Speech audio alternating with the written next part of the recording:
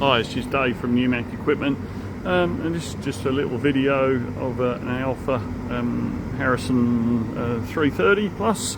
And what I'm going to be doing today with this machine is just checking to see if there's any wear in the ways on the bed, particularly the ways that support the saddle in the Z-axis. So I've already set it up with a dial indicator, and I'll just prove that the actual dial is, or the probe is in contact with the bed. So you can see it either way, so it's definitely in contact.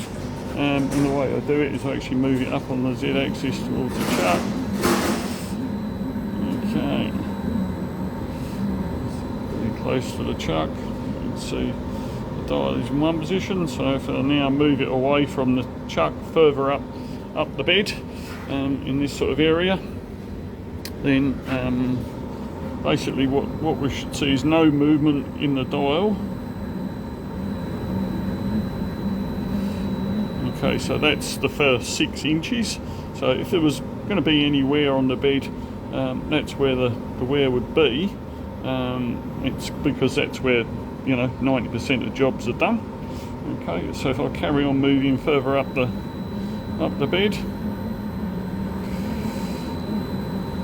you can see we can go as far as we like, and that dial's not moving. Okay. Yep, so that pretty much proves that this part of the V and where the saddle is supported, there and there, isn't worn. The reason I can reliably use this surface to check that there's no wear is that surface will never wear. Okay, that surface there, the only thing that runs up and down on that is the towel stock. Okay, so, and it's all ground at the same time as the V's.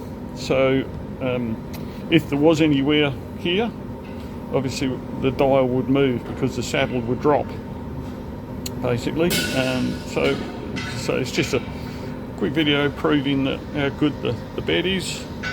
Okay, and I think that just conclusively proves that the bed is in good condition.